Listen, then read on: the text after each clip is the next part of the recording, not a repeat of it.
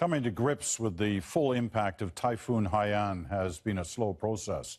Because the Philippines is a nation of islands, more than 7,000 in all, only now are outsiders reaching the smallest, most remote communities. Our Susan Ormiston met survivors determined to stay and rebuild. But she also saw places where, for too many, there was nowhere to hide.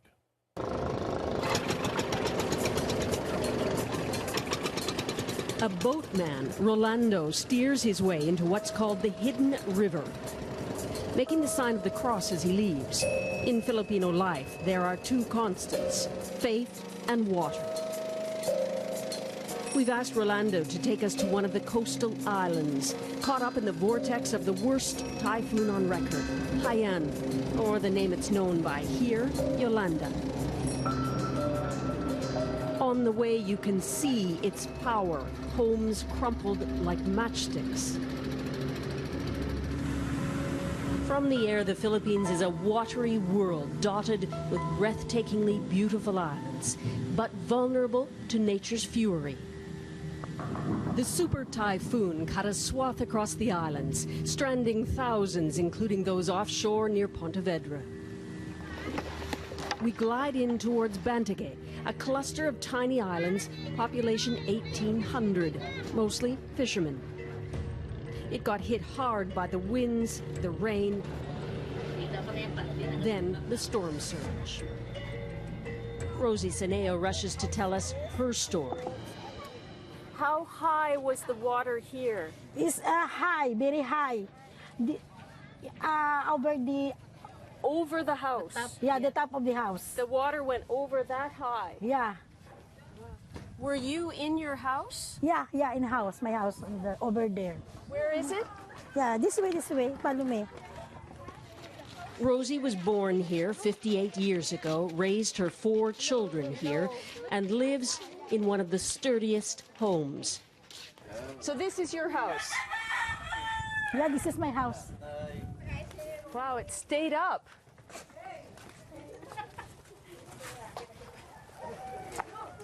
Rosie, tell me where the water came. Over the sea come the water, very strong tidal wave. See, many people stay in the house to stay upstairs. And how high was the water? Up to here? Yeah.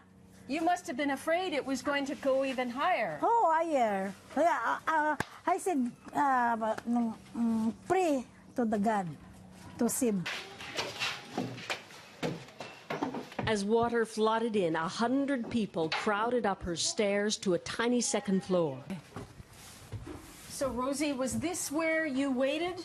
Yeah. While the storm was on? Yeah. And lots of people here? Yeah, many people standing over, sleep standing. She slept in this, sleeping overnight. Rosie's house became a refuge as the storm tore open other homes facing the sea. Her grown children off the island, frantic with worry. Romeline. Where does she live? In Canada. In Canada? Yeah, Toronto. What does she do? She's a caregiver. A caregiver. Yeah. Like so many Filipinos, Romelin's wages in Canada sent back helped build her parents a better house, the one that saved them. This isn't Tacloban, but the super typhoon Yolanda spared little here either. This is typical of the coastal communities which were in the path of that storm. 7 people died here when the surge came over the island, leaving devastation in its wake. Mirna Borja and Norma Bona, cousins, lived on a spit of land next door, Bye Bye Island. They left the day before the advancing typhoon. They rode out the storm, clinging to the rafters in the village church, stranded for 4 hours, watching the waves, convinced they might not survive. Mirna tells us she was sure she was going to die. She has high blood pressure. What do you need now? I need house, ma'am. We have no house. We are living here temporary in Barangay Hall. In this hall you're Yes, living now? ma'am. Yes, we are living here now, temporary, because we have no house.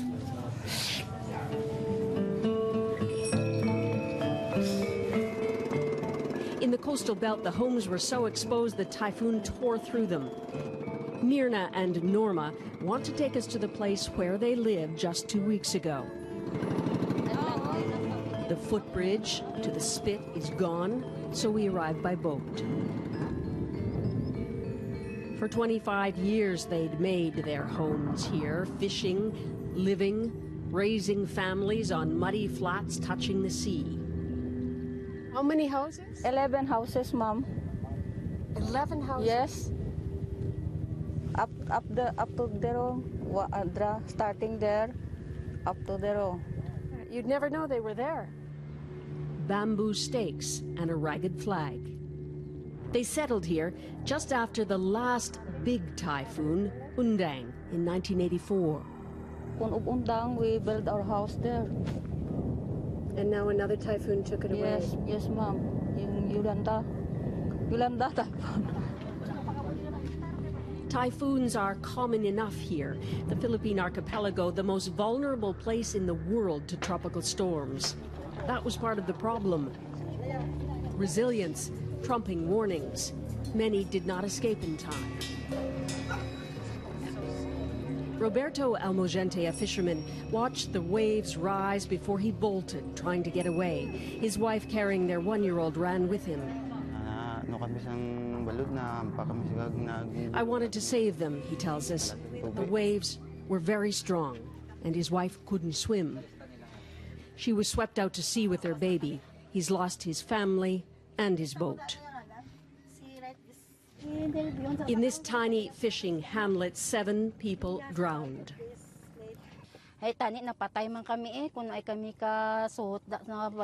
Buhaxen had to crawl out of her house to a safer spot, on the way losing sight of her granddaughter.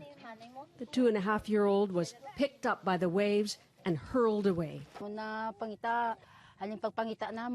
It's very hard to accept, Jenna says. She looked for her for 4 days, finally finding her burned and swollen body on the fish pond. Do you miss your grandchildren? Worse, she didn't have the money for a funeral mass. The little girl was buried without one. To outsiders, it seems reckless to tempt the gods living so close to a turbulent sea in Typhoon Alley. But extreme poverty binds people here.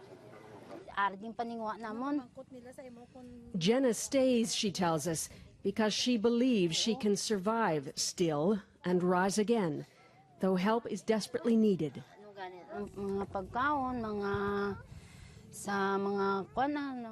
Food, clothes, and then a house. That's the bigger challenge. As islanders begin to rebuild, going back to what was is a precarious foothold. The bamboo and thatch, no match for ever-powerful cyclones. Eris Buchanan is the island's mayor. We underestimate the Yolanda. So the people didn't evacuate. He lost his home too. What do you think in the future will make a stronger village? How do you survive the next typhoon? So we build a very strong houses, especially those concrete houses like that, like that. That costs money. That costs money. But in the meantime, we already built a barangay, light material houses. So that's what we can afford in here. The kids who lived through Yolanda will talk about her power for generations. They don't want to run from it, but to stay requires new thinking around survival. Susan Ormiston, CBC News, Batangay Island, the Philippines. Well, Susan mentioned Rosie Saneo's daughter in Canada sent money to build her mother's house. The World Bank estimates that Filipinos living overseas will send $26 billion back to family this year. That's apart from money sent in response to the typhoon. About $2 billion of that from Canada.